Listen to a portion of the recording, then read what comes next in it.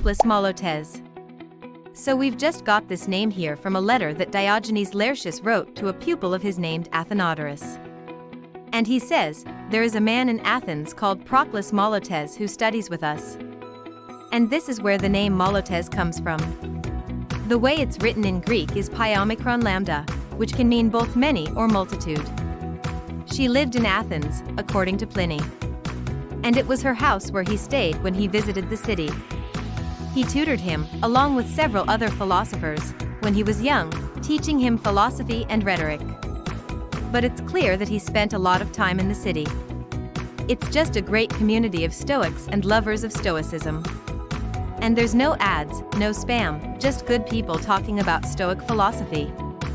If you want to help out the channel, there's a super thanks button right below, or you can become a patron. There's a link in the description for that as well. Thank you so much for watching. Take care. And whatever brought him there, he ended up being a part of the intellectual life of the city. He had students. He had colleagues. He had friends. He was part of the community. And he lived there long enough to have at least one son. And when he died there. He died in Athens, probably in the late 60s. And he died a respected member of the Athenian community. We have no evidence that he suffered for his philosophy. Unlike many of his predecessors, he didn't get tortured and killed by the Romans for corrupting the youth. He was allowed to live his life.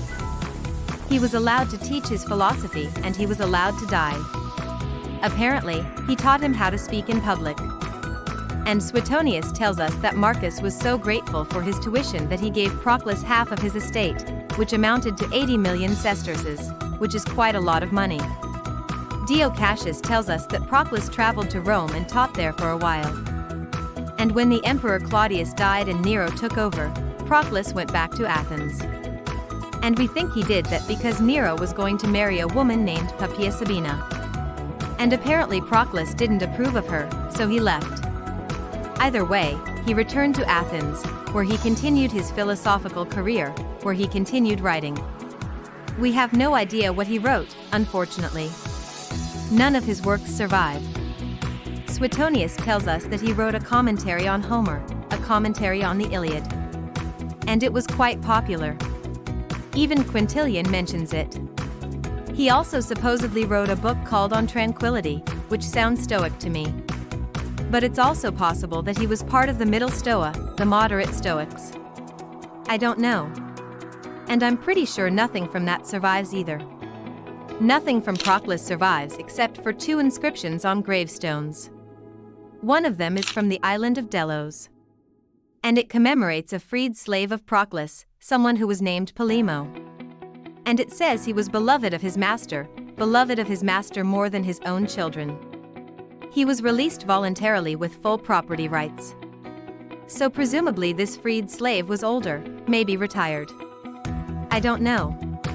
But it's really interesting to see this inscription because it's just a nice glimpse into the life of a philosopher. You know, we think of them as these grandiose figures who are above everyday concerns. And here we see that he cared about his slaves, that he had slaves, and that at least one of them was dear to him. The other gravestone is from Athens. And it's a gravestone for an athlete named Aristomachus. And it says, he was a pupil of Proclus, the philosopher, and he was second to none in wrestling, boxing, javelin throwing and discus throwing. So it seems like Proclus was not just a philosopher. He was involved in athletics. Maybe he was an athlete himself. That'd be cool. Or maybe he just liked the sport. Both letters, by the way, come from Pliny's own extant letters. They're contained within them. So they are certainly genuine. The only thing is that we don't know anything else about her or about his father or about his family at all.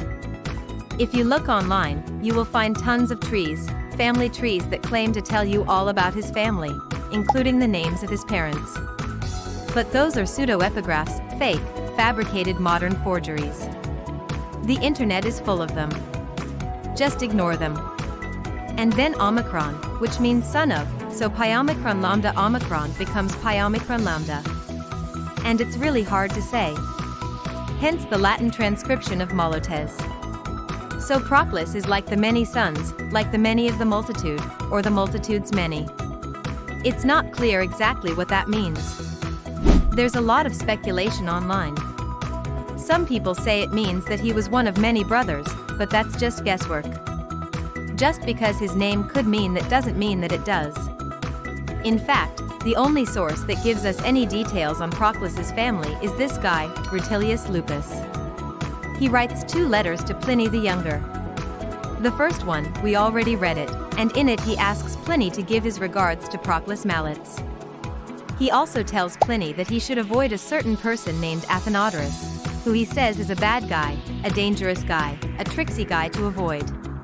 And he warns him not to let him into his inner circle.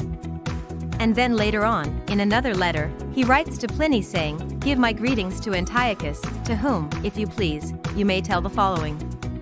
I often wonder at your endurance when I remember how patient you were under the tyranny of that scurrilous old woman, Demetia. Yet I see that it was the best course. For who could have endured her insolence towards herself? No one.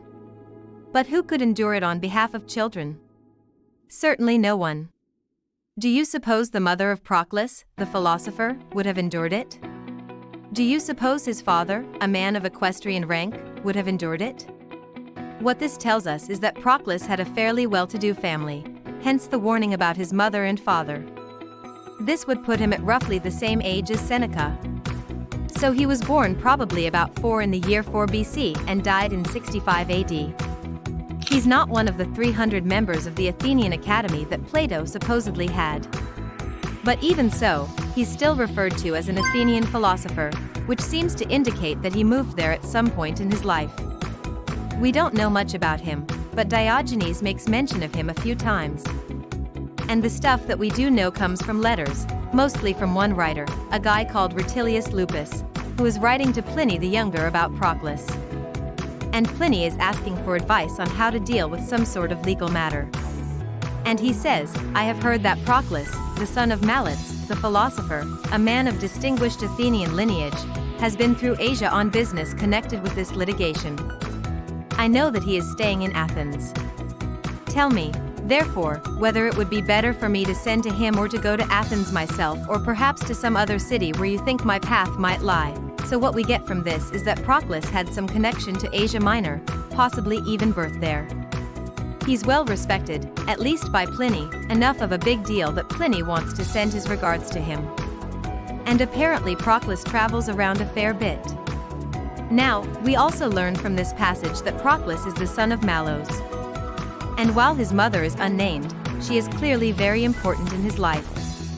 The most interesting thing about Proclus, though, besides his name, is that he was the teacher of a famous Stoic emperor, the Emperor Nero. It's impossible to say why Proclus ended up in Athens. He might have been born there. He might have moved there as a young man. We don't know. As always, I hope you enjoyed this. If you did, please leave a like and subscribe. Also join our community. There's a link in the description.